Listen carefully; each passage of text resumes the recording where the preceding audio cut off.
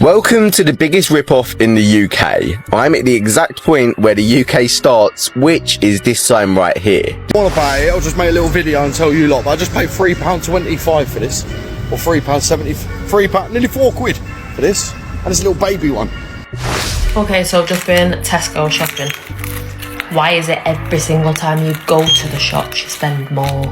I just paid £2.69 for this. £2.69. That is like 12 dirham.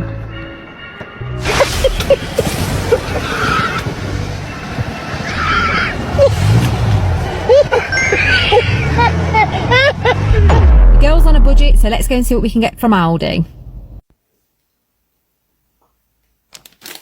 £46.96 on a bag of food. And this is what I got. Crumpets, butter, toasty waffles,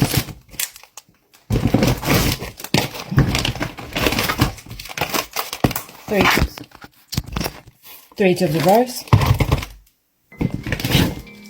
some milk, some chocolate for the kids and for me. Some cheese cracker biscuit things, some digestive chocolate. Welcome to Blighty Blighted, your daily reminder that, like you saw from the thumbnail, Britain has become a country where getting ripped off feels like a full-time occupation. There was a time when you could walk into a shop, pay a fair price, and leave without feeling as though somebody had quietly emptied your wallet while distracting you with a special offer. These days, it seems every company, every bill and every service has found another clever way of squeezing just a little bit more out of ordinary people. You work hard all month, payday finally arrives, and for a brief moment, you think you're getting somewhere. Then the direct debits start marching out of your bank account like they're on a military parade. By the time the electricity, council tax, insurance, broadband and supermarket shop have all taken their share, you're left wondering whether your wages ever actually belonged to you in the first place. Bloody hard at the moment. I mean, seriously, come on. What is wrong with this government? We are losing money left, right and centre. And they are just giving it away. I'm living in a van because I can't afford to rent a house or a flat. It's just ridiculous. This cost of living crisis is getting absolutely out of control. I went to the shop today. I bought a handful of things and it cost me £49. It's just ridiculous. And that was in Lidl's.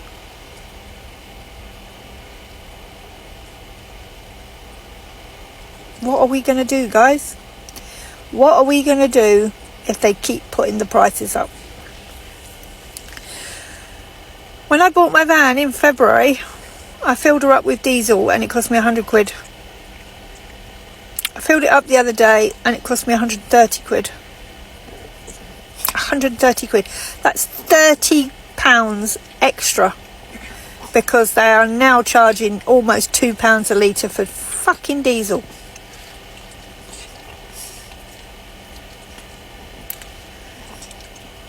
It's just not, I don't know what to say about it.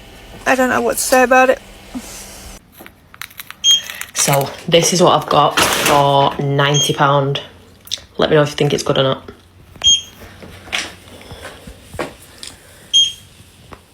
Ignore that beeping that's the fridge because it's open.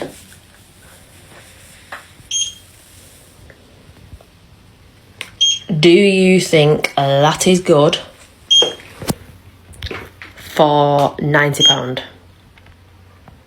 The only problem is that you have to pay £15 to get in and take a photo with the sign. So, what am I doing to combat that? See, on the bus a minute ago, I met my friend Miles here. He is also doing the exact same walk as me, which is insane. First of all, we blagged our way into getting inside, because we really didn't want to get ripped off by this. Well, yeah, as you can see, we may have made our way in by completely blagging it. But anyway, we took some awesome photos and even got them printed out, which was just insane. What a story.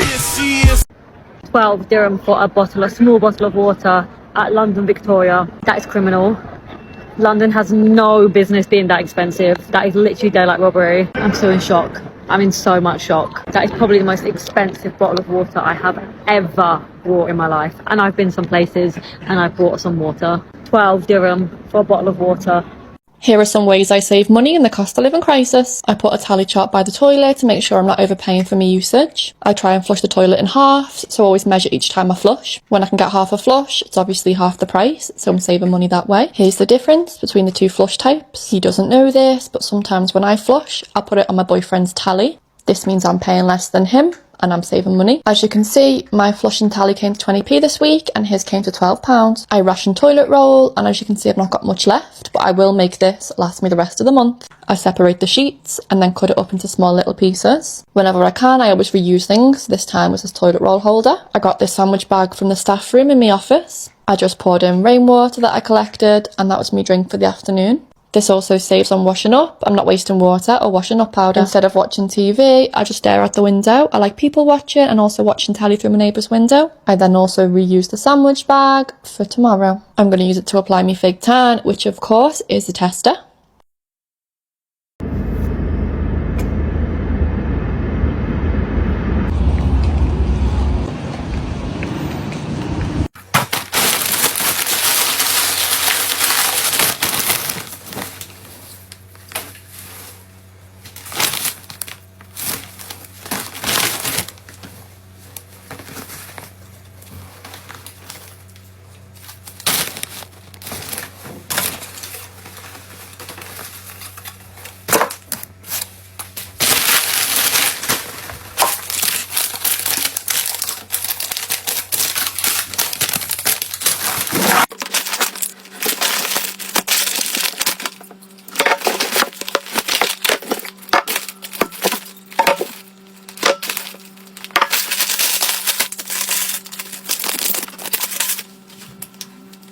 I'm going to have a little rant now. Just been to my local Halfords, Herne Bay, to buy an indicator bulb for my van. Right, it's a 50-year-old Volkswagen. Someone's put it together like different pieces of a jigsaw, and it's a right old mess. So all I need is a bulb. All I need is an indicator bulb. All I need is someone to come out, take the lens off for me, see what bulb it is, and then I can buy one. But no, Halfords won't do that. No, they want to sell you a screwdriver because they don't lend tools out. They don't want to come out and take the lens off so you can buy the bloody bulb. They want to charge £9 to fit it. I'm perfectly capable of fitting the fucking bulb myself. I just need the bloody lens off to find out what bulb it is to do it. For fuck's sake, stop ripping people off, Halfords, you shitheads. So I'm now going to use Amazon. I'll buy one from them and you won't get a bloody sale. When you've got no fucking shops left on the high street, you'll know why, won't you? Fucking ridiculous. Stupid Halfords, avoid. Twats. All of them. Ugh! This is for British Gas customers. So while we was on holiday, I got a text message from them saying that they were fitting smart meters in my area and they'd booked me an appointment for today between 1 and 5. Even got the cards through for gas and electric. Fuck you, British Gas, I do not want a smart meter. The reason why I don't want a smart meter is because I have heard so many bad things about these smart meters, not taking the payment, you owing them money, even though you're on a smart meter and ours are prepaid, owing them money. So no, British Gas, I do not want one. And I will never have one until it comes that I have got to have one. When it is made by law that I have got to have one, that is when I will have one. So these were a waste of printing. Because I got these through yesterday, ready for today's switch over. But I cancelled it. But you know the worst bit about it is? I could not get in touch with anybody at British Gas, so I had to go on their computer-generated AI thing, and I cancelled it that way. And then they said, is there anything else you'd like from us? No. Just don't put me down for another smart meter because I do not want one, British Gas. Right, people, there is a petition to commission a full independent review of the council tax and stamp duty on the UK Parliament website. So if you want to get signing that, it'd probably help us out. Maybe we'll get some change. We don't know. But it can't carry on like this because can you imagine how much council tax will be in 10 years from now? At the rate they're putting it up, it don't even bear thinking about, does it? Can you imagine? You've paid off your mortgage and you're a pensioner, you've retired, and you're paying £1,000 a month for your council tax to have your bins collected once a month, if that. The potholes all over the road. They're not spending it on what they should spend it on. It needs a total overhaul. It needs this review. So please go to the UK Parliament website, make a difference and sign it. Some people have said, just don't pay it. But that's not the right avenue to go down, because these people have the power to take the money out of your wages.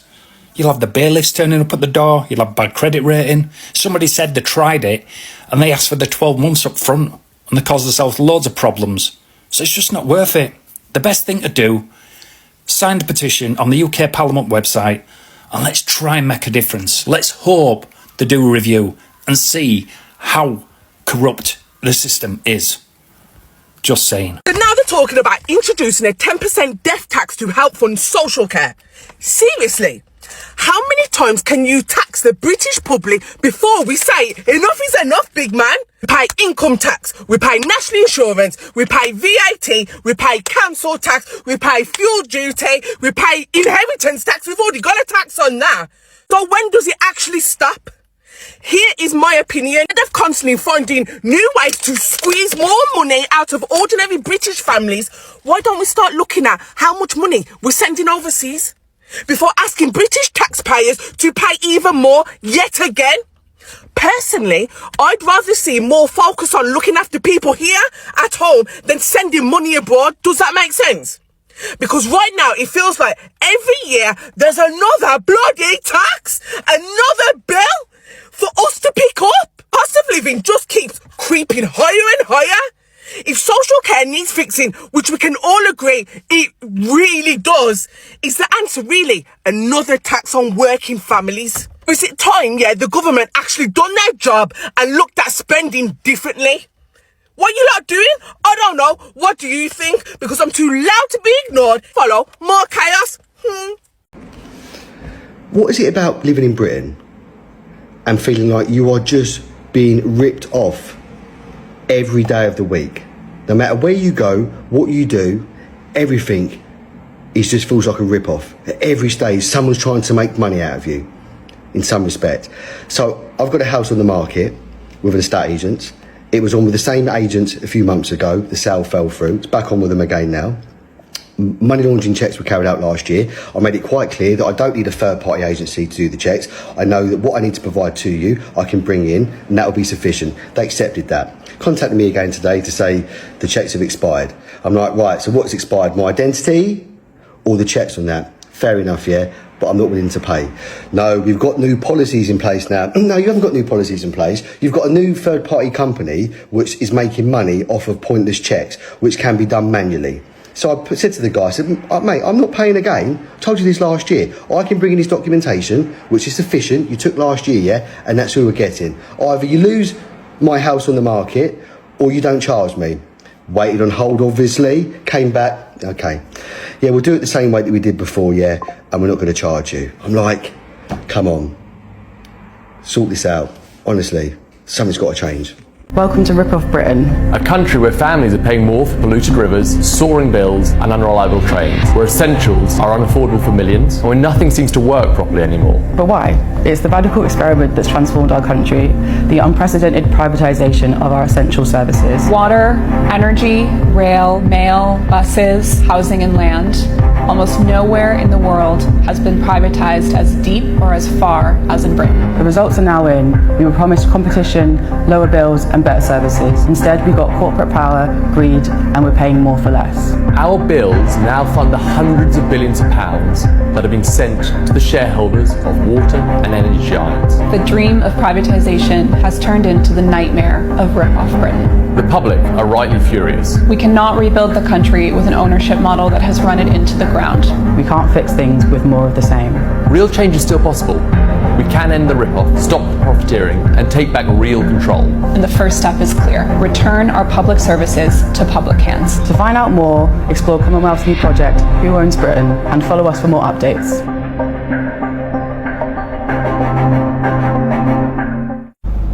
I am sure some of you already seen the video where this white guy went to Turkey and did his shopping, and it works out even cheaper. He saves himself about 20 odd 30 quid going shopping to Turkey. Seriously, that is how fucked up, how messed up the UK is at the moment. So basically, if you went to Tesco, did the normal shopping, get the things he did, right, it probably cost you about 80 odd quid.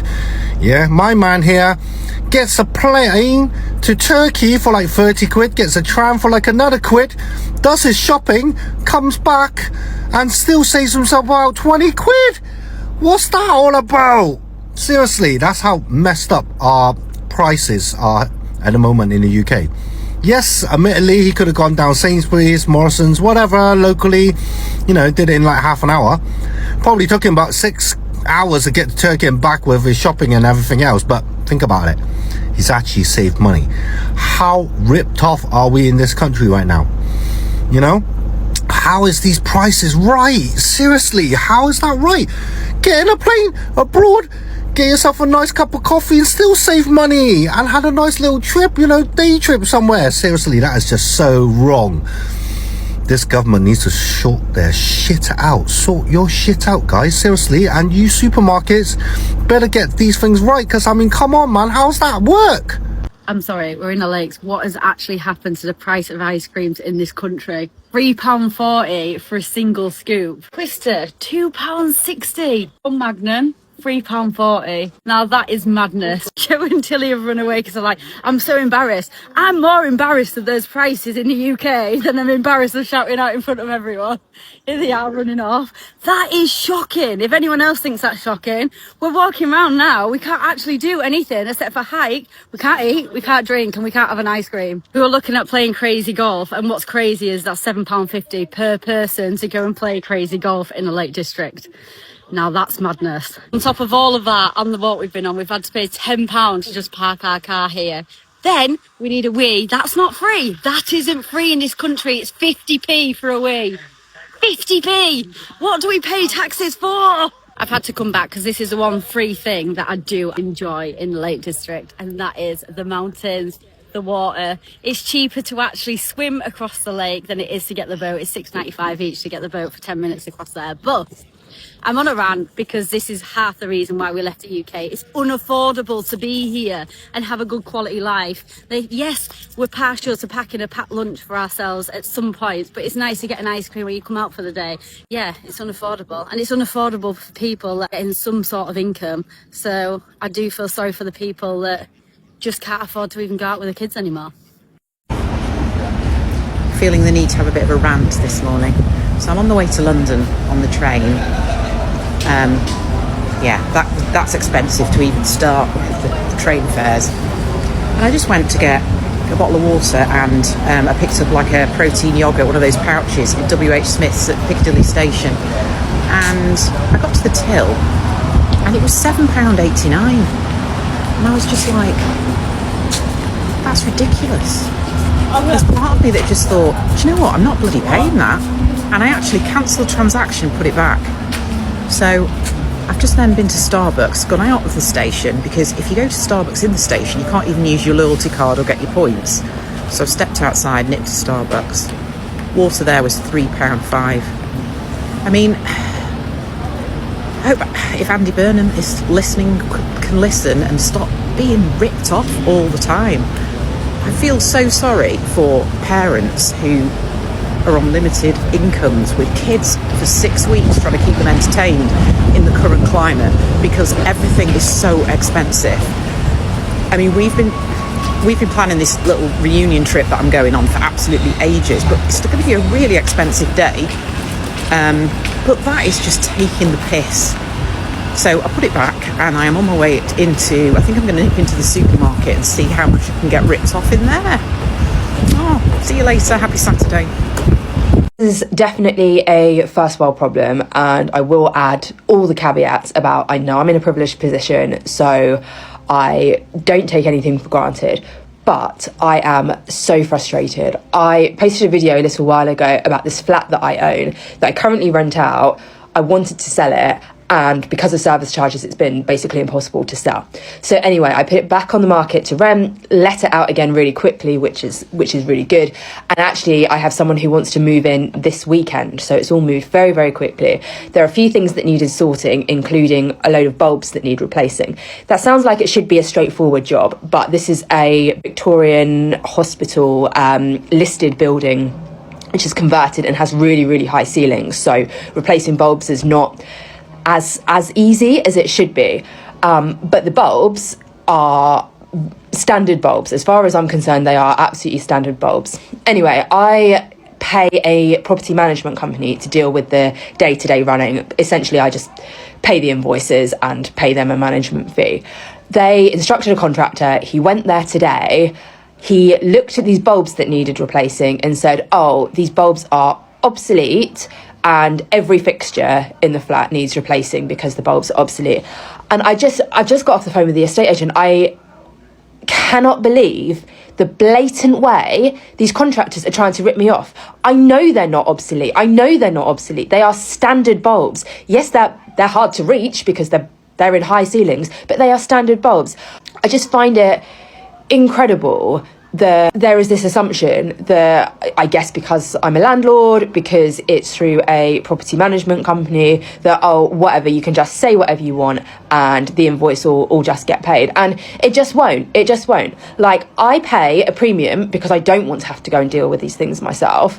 And even just the original quote to go and change the bulbs, like source the bulbs, change the bulb, was £144, which in itself is a ridiculous amount of money to literally change a few light bulbs. But whatever, that's the premium that I pay to not have to take a few hours out of my day to go and do it myself. But I just, the absolute gall and audacity of this contractor to just try and rip me off like this, or try and rip the, I say that try and rip the estate agent off, but obviously in turn that's to rip me off. I'm so frustrated. So I said I either want a second opinion or he can tell me what bulbs he thinks they need and I'll source them myself, because I have sourced them myself before. I've got Amazon order history where I bought the exact bulbs before myself.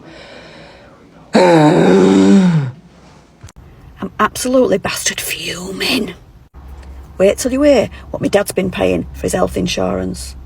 One of my bugbears has always been companies that rip off old folk. Do you remember you see on like Watchdog all the time, there'd be them bed companies that'd go around to somebody's house and sell them one of them fucking Craftmatic beds for about £45,000 and they wouldn't leave until they'd signed up and they'd be there for like 6 weeks. To me, this is almost as bad. My dad's got private health insurance. He's 79, right? He's not like your average 79-year-old. He's quite sprightly. But he's had a lot of health issues. My dad don't get not normal. He don't get a cold, or he gets fucking Legionnaire's disease, or meningitis, or dengue fever, or something horrific. Actually, he hasn't had dengue fever. I shouldn't have said that, because he'll be Googling it now, thinking I'll get that next. But what he does get a lot is kidney stones. So he's had quite a lot of claims in past because he's had kidney stones. So every year his health insurance, his private health insurance, has gone up and up and up. Anyhow, I've just been round and he says, oh, I think I'm going to have to cancel my health insurance because it's gone up and it's more than my pension. I said, well, how much is it? £1,200 a month. £1,200 a month for private health insurance. So initially I thought, well, yeah, it's a lot of money, but he's had previous claims, so he's got existing conditions. It's bound to go up. So we've gone through his payments, right? 1 year they put it up 60%. Next year they put it up at another 70%. So anyway, we thought, let's go on a comparison website and just see, like, how much it would be if you just went and compared it. Exactly the same policy. Do you know how much you can get it for? £241. £241. It's £1,000 cheaper. Exactly the same fucking policy. So yeah, you're probably all going to say, why did you just like renew it? Why didn't you get a comparison every year? Older people, they tend to trust, don't they? They've been with, like, they trust the banks, they trust politicians, they trust people in authority. He's been a customer with them for like 20 years, right? We've worked out how much he's overpaid based on that premium if he'd have been paying £241, and he's overpaid him, in my opinion, by £21,000. So vote with your feet. If you've got a policy with Aviva, or any health insurance, when you get your renewal, please go to a broker or a comparison site and get another price. Incidentally, the broker he's gone through says that if anybody else wants a policy and they go through them, they'll give them 75 quid. So if you're looking at health insurance and you want 75 quid as well, message me and I'll send you details. Oh, by the way, his new policy covers his existing conditions as well. So they have just been literally ripping him off. Your shopping just hit a milestone nobody voted for. Here's what's in the news. New analysis published in May of this year by the Energy and Climate Intelligence Unit, a UK research group, says food prices are on track to be 50% higher by November than they were at the start of the cost of living crisis back in 2021. Nearly 20 years of normal price rises crammed into 5. Here are the receipts. Since 2021, their figures show pasta up by 50%, eggs 59%, beef 64%, olive oil 130%. And it isn't random. The same research has found 5 foods, butter, milk, beef, chocolate and coffee, climbing more than 4 times faster than everything else because they're the most exposed to heat, drought and floods. By their count, 3 of England's worst harvests ever recorded have all hit in the last 5 years. Here's your profits and what it's really costing us. Our whole food system runs on oil and gas. The fertiliser on the fields is literally made from gas. So every time those markets spike, a handful of fossil fuel companies and traders post record profits and we pay twice. Once at the pump and again at the till. That same intelligence unit calculated back in 2023 that £244 of the average family's £600 food bill jump came from energy shocks alone. And the Food Foundation found in its broken plate report last year that it hits those with the least the hardest. For a low-income family with children, the healthy diet the government itself recommends would now swallow 70% of their income. Here's what we do about it, and this is at the heart of my book, The World is Worth Rebuilding, How to Survive the Climate Crisis and Build a Fairer, Sustainable Future for All, which is free for everyone. This isn't learn how to cook lentils and tighten your belt. You already know how to scrape by and you shouldn't have to. Here's the real problem. The system has it backwards. It's made the processed imported stuff cheap and convenient, whilst real food is becoming a luxury. That's not natural. It's a choice someone made, and we can make better choices. The way we do it is simple. We vote with our wallet. And don't underestimate that. Governments and big business follow the market. They go where the money goes. That's all they can do. So when enough of us move even a little of our spending, the market shifts over time and they follow. We have far more power than they ever let on, which is exactly why we start now, small and easy, so these changes become our new normal and build up over time. Keep your treats, call it 30% of your shop, you're human, enjoy them. But for the rest, start moving even a small slice of your spend toward proper food grown near you. And bearing in mind, whole food can be made extremely tasty and be made into a treat as well. It's better for you and it's better for your family, both in the short term and the long term.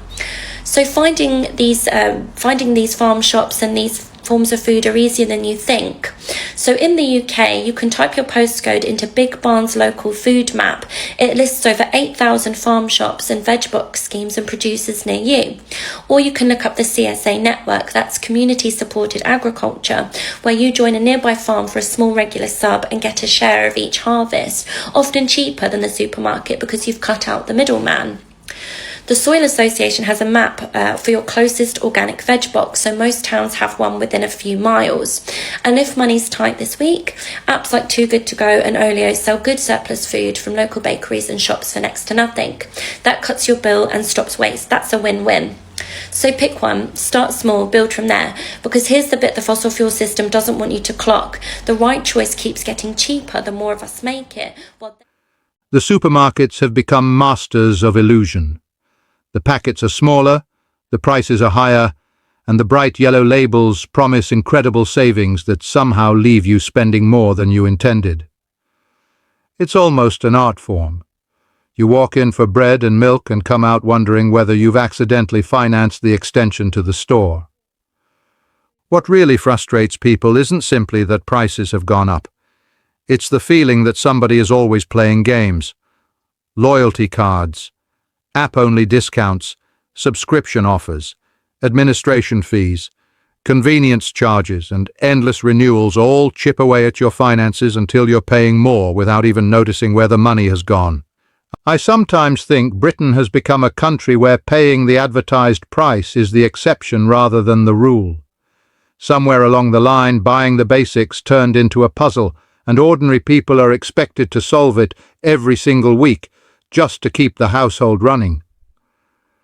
Brits are remarkably patient, but even the most patient person starts asking questions when they feel they're constantly being squeezed from every direction. People don't expect everything to be cheap, but they do expect honesty, fairness, and value for money. Those don't seem like unreasonable requests. Perhaps that's why so many people are feeling fed up. It's not one enormous bill that wears you down. It's hundreds of little charges, price increases, and hidden costs that quietly drain your bank account until you realize you're working harder than ever just to stand still. Cheerio. And remember, in Blighty these days, the only thing that's genuinely free is the advice to have a nice day after you've paid far too much.